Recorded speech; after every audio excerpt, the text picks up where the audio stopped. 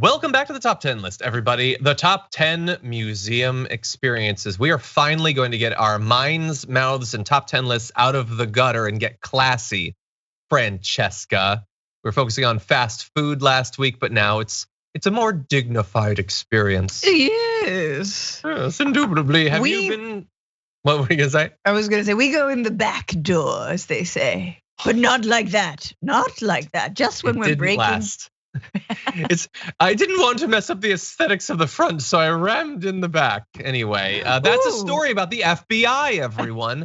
But this is a story about stories of times that we've been in museums. So have you been to many museums in your life? I have. I will say I have a tolerance level. I can only do about an hour, like a solid hour, and then I'm like, I'm good. I can't I don't go at every floor. Yeah. I can last a little bit longer than an hour, but not as long as I can last in like an IKEA, and that says a lot of things about me. None of them good. I have the hour is like about the max in IKEA too. That doesn't even get me through the cafe. Anyway, well, why don't you get us meatballs? You want to get us started off with your number 5? Number 5. A strange pick, but I'm picking. Lived in New York for many years, so I've been to all those museums. Love them. Love the Museum of Natural History. It's free for the last hour, so it's a pro tip. I didn't know that.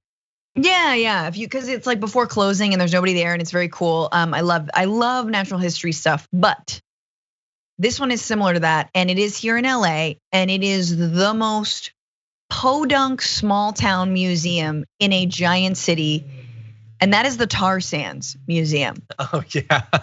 And I went there, and I'm gonna put it in my top 5 because it is so ironic and funny.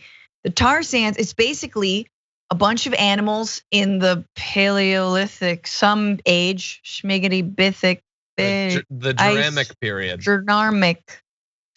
One of the periods, there was like a giant pit of tar in the middle of LA way back when, and a bunch of animals just got stuck in it. They just got stuck in, I can't move. And then they died there, and their bodies were preserved by the tar. And so they got them out eventually and excavated them. And there's like interesting like birds and yeah, they adopted them. There's like some like saber tooths or tigery things, and I don't know if there's like as big of them as a mammoth, but like mammoth-like. It's just fun. Clearly, I didn't retain anything when I went there, but you can still see the tar, and you're like, oh my god, what a metaphor for Hollywood, just like preserving things for too long. Yeah, it makes you wonder, like, if I jumped in that tar, could I be in a museum in a few billion years? Anyway, yeah, I've been there. I didn't think of it as particularly podunk. I thought it was cool. I feel like I learned a little bit. It's a weird thing to focus on. It is. That like an animal's just like, oh, that's sticky. Well, that's it for me. That's a weird thing, but I liked it. I thought it was fun. It is. It's a sign you'd see on the side of the road. Come visit our tar sands. The world's biggest ball of tar. Yeah, running for Congress as a Republican. And it's also very centrally located. It's like in the dead center of LA. Yep. Big pit of tar. Tar sand. I like it. Yeah. Okay, well, my number 5 is a big pit of a different kind of fluid. It is in Amsterdam. It is the Sex Museum Amsterdam that I went to when I was there. And it's an actual museum. It's not a pit of fluid. Oh yeah, no, that was you. So the reason I put this up here was I don't necessarily remember a ton about the things that I saw there. It's been a few years, but it was a very weird experience. It wasn't podunk, but it seemed like the sort of place, no offense, where you might get stabbed or there might be an orgy. Kind of. I remember one exhibit was a wall of vintage pornography, a massive wall of like Photoshop vintage photos. Pornography, sorry. It was like the earliest snapshots ever of sex. Was it like real photos or illustrations?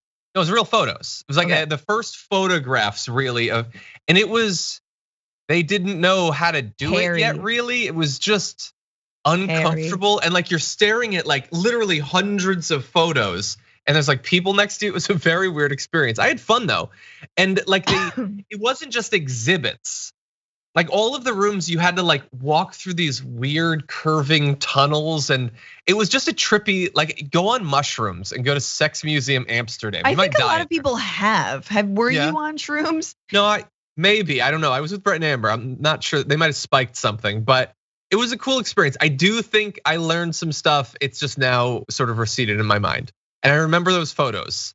That was a weird experience. I learned something about sex. I don't remember what it was. Nothing positive. Anyway. What's your number 4? Number 4 is I have been to the Louvre. The Louvre. I've been to the Louvre in France, in Paris, and it's beautiful. And I'm kind of remembering, I think that's where the Mona Lisa. Very small, the Mona Lisa. Heard that. But good. But like also like you're like, yeah, I get it. That's good. They have I think they have some Monets, they have some Matisses. I love like Impressionism, and the Louvre is just gorgeous, and it is a must see. And I've been there, and it kind of holds up, Yeah. If Marine Le Pen becomes the next prime minister, though, then it's good that you already saw it. Yeah, I haven't been there. I've never been to France. I've been to a few art museums. We'll see if any make it on the list. Yeah, I just think that now I don't need to go to art-based museums because I have free access to see people's NFTs. Like you can see as many Bored Apes as you want. Do you really need to go to a museum? No. You're seeing all the good art already. Yes. Anyway, it is pretty. Like I know you're joking, but like Monet's water lilies are gorgeous and I would want to go. Huge. And seeing Matisse in person, those are big. He doesn't always paint big, but gorgeous. Okay. That sounds cool, and the cool architecture and everything. I'd love to be there. My number 4, you have already mentioned actually. It is the American Museum of Natural History, one of the first museums I went to. Yay. In Manhattan. And as a kid, I wanted to see the dinosaur bones, of course, and they're very cool. But then also, I loved the little like life-size dioramas that they do of like cavemen and like dinosaurs and animals. Because at that point in my life, and also this point in my life, I haven't seen that much nature. Like I haven't seen a lot of animals out in the wild like I'd like to, like outside of the Arctic. And so as a kid, it's just so cool. It's like toys, but huge, like blown up. I've gone back since, and it's a little bit dry of an experience, but as a kid, it was great. But that's magical because the building is really cool, and then they have like the rooms that are kind of dark, Yes. And there's like there's the hammerhead shark. I love that. I mean, it's not real. It's like it's well done fake stuff. Here's what I'll say: I would rather go to the Natural History Museum than a museum. Than a zoo. Because it's like they're dead. If they are real, they're dead, or they're replicas, and I learn about them just the same. I hear the noises, it's cool, and I don't feel bad because they're not in cages. So I get that. I get that. Okay, what's yours? You're reminding me of another one that I went to that I really liked, but well, then you gotta make some tough decisions. I gotta make some tough choices. I already did the Louvre and I did the tar sands, kind of a waste. Podunk. It's very podunk. 3 more, right? Yep. Okay, so actually the top 3 are really, really cool. But I went to Frida Kahlo's house, which is called La Casa Azul. Yes, La Casa Azul, the Blue House, which is where she painted many of her paintings, kind of in her more sickly, like polio phase.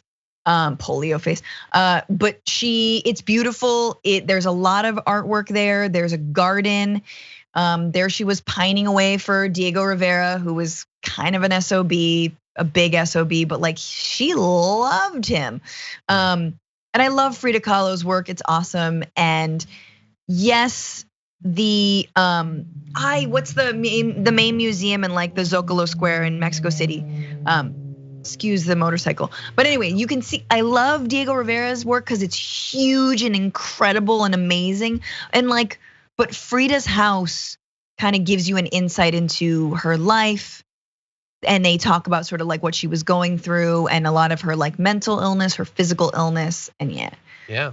No, that's awesome. Anytime you get to go to like the place where an artist made their work, I think that's cool. Like being able to see like Hemingway's place or going to Golden Eye or something like that. That's a cool experience. Yeah. I haven't been there. My wife would kill to go there. Actually, she might have been there. I'm gonna have to ask her. I think she's been, but I haven't. Gotta go. My number 3 is very different. It is the San Diego Air and Space Museum, which I don't know that it's like known worldwide, but I had such a cool experience a couple of years ago going there. San Diego. It is. What does it have? I'm gonna tell you in one sec. I will say I have been to the Air and Space Museum in DC, and it was cool. There was a life-size C-3PO and R2-D2. I'm sure it was very cool. I don't have as good memories because it was a long time ago. It was right after college. But the San Diego Air and Space Museum is just packed to the gills with the history of aviation. Like it's a super high ceiling, and everywhere you go on the ground floor and hanging above you are planes. Like awesome old planes in full size. They've been maintained and painted and everything. So you see so much cool stuff about the history of like transatlantic traffic, the history of like air postal stuff. You have the history of like the integration of the Air Force. Transatlantic. Oh, okay, that is cool. Travel. I thought it doesn't. You said transatlantic traffic, and then for a second I thought that was like, what? What? No, like the planes that were first developed to be able to go over oceans and things like that, and the Postal Service, and you have these profiles of like the first women pilots, and like so much awesome history. Some of it specific to California, but a lot of it national and international stuff from World War II. They have planes, it like engines being like taken out, and like there were some flight simulators you could do. I did that, and I thought that was cool. Like I got to play a video game in a museum. Sure. But I just being able to look up and seeing like a space shuttle, that is a cool experience you don't normally get. And like you see the planes we get on all kind of look the same to me, at least. These were like smaller, more intimate things. There's this sense of adventure and nostalgia to these sorts of pilots. I loved it. It was super cheap. Did you see the little cartoon dog wearing the helmet, the pilot helmet, Stoopy, going like? Is it? He was off that day, I think. But yeah, I'd like to go back to see that. Anyway, what's your number 2? Oh my God, I just remembered. I have like another really good one. Damn it. You're too cultured. That's the issue. I got really good. This should have been one where you did 7 and I did 3. I know. I can't believe I wasted on the tar sands, but I did. Okay, so I did. Honorable mentions exist. Okay, I'll do honorable mentions later. I did go to Cuba, and I went to La Habana in 2014, excuse me. Kind of when Obama was just opening stuff up, and I was like, okay, cool. And the Museo de la Revolución, the Museum of the Revolution, is amazing. Like it is very, very cool. It takes you from, sort of Fidel's beginnings to the beginnings of like Che Guevara and the other folks who were involved. Why am I forgetting his name? Cienfuegos, Camilo Cienfuegos was another big figure, kind of like the Joker of the group. Like Fidel and Guevara were really serious, and Cienfuegos was chiller. And to everything from like your type, right? That's who you would be in the revolution. Oh, totally. I'd be like, hey guys, why all the killing? Hey, no,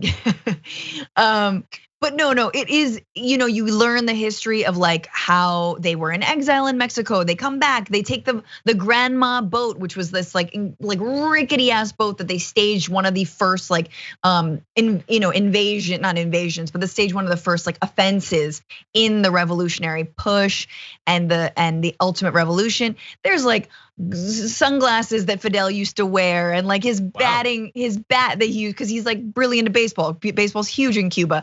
So like it for sure is curated by the government. Obviously they're gonna be pro the revolution. But just from a historical, from a like progressive, from a hey, one of the only like communist revolutions that was successful, and it was miles off the coast of Florida. Yeah. Pretty damn cool, beautiful building. It's just fun. It's good. That is awesome. Yeah. No, I love that. Just that you were there in the country at all, but then that museum. That museum is a must see. Apparently right now it's under construction, so which sucks. Okay. But when it's done. I'm now thinking of a few little honorable mentions I'll quickly mention too. But first, my number 2 is you might notice a bit of a trend here. It is the Museum of Sex New York, actually, which is different, not affiliated. So this is one of the ones that you might just randomly come across when you're walking around Manhattan. But I had like a couple of hours to spare with like my girlfriend at the time we were there. It's awesome, actually. I thought it was really cool, and actually this one I remember far more of the exhibits. So there was a big focus at that point. I don't know if it's a permanent exhibit on the battle over freedom of speech and pornography.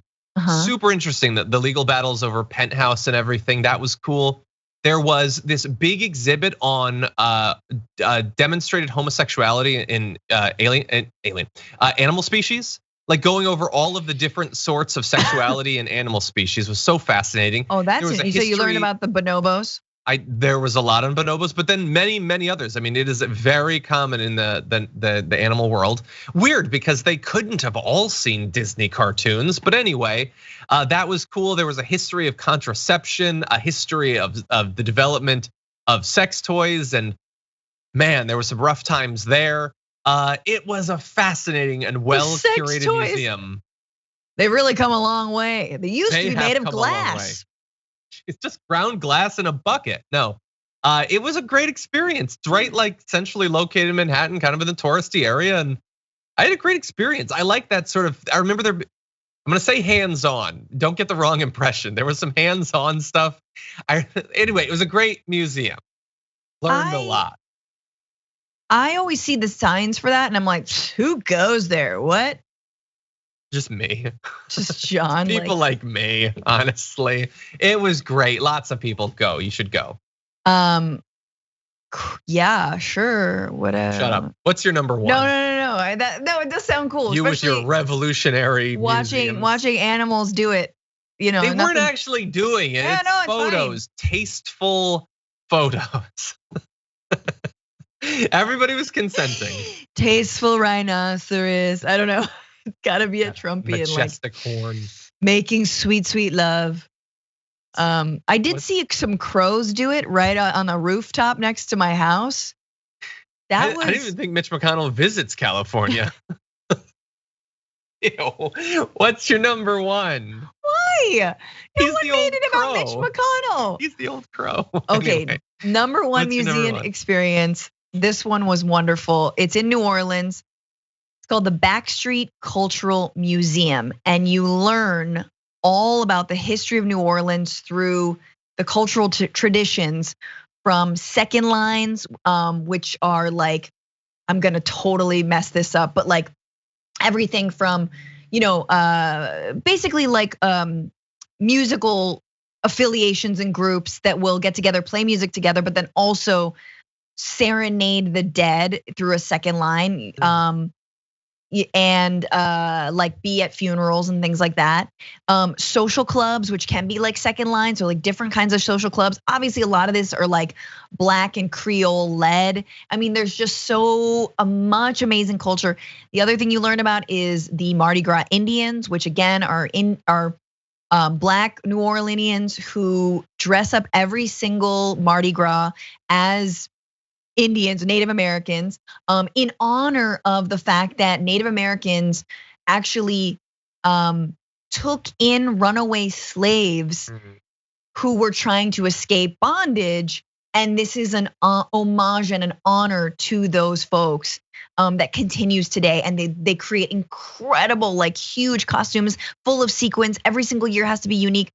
So you learn about, and it's a small little spot. It's not big. Not flashy. It's in Tremé. It's out of the like tourist, French Quarter trap, and it's so good. Like I can't recommend it enough. The Backstreet Cultural Museum, brilliant. That is awesome. I've only been once, and I'm not sure. I don't think that I saw it, but that sounds awesome. I really wish I had. Got to get back there. Yeah, it is. You go there and you're just like, oh man, I wish I had like lived in a rich cultural like society. I had like a social club we could all hang and like they're doing those second lines. We've got the Joe Rogan experience. We've got our own culture, trust me. God. Anyway, no, that's great. And your list of museums, I think, is very much what I would have expected. I would have thought that something from San Francisco would have been on there, perhaps, but no, it's great. Well, my number one is less a museum. It's fine. It's at the museum. It was an exhibit I saw at a museum, and that was when LACMA had a Guillermo del Toro exhibit, and it was a big exhibit. Like it took over like this whole hall. I went to this years ago, but it stuck with me.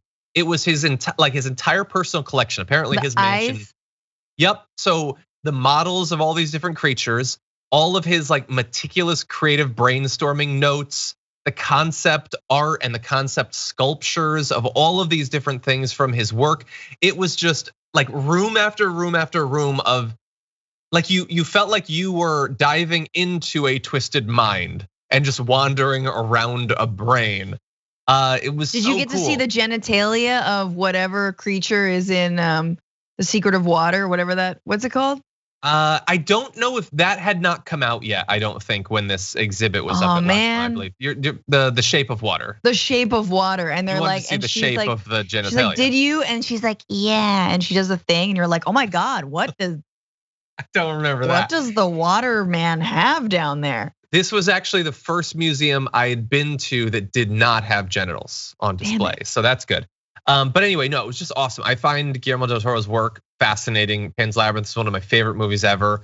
So seeing all of his notes, like he just fills notebook after notebook after notebook with like densely packed words, and he's sketching and everything. Because he draws, cool. He does, yeah, he does. That's awesome. And LACMA's good too. Like I think at the same time we then went and saw it was some sort of, like I think it was a Chinese pottery exhibit or something. They have lots of cool exhibits, but this specifically, I love that Guillermo del Toro thing. And then I went to their cafe and they make their own Pop-Tarts there.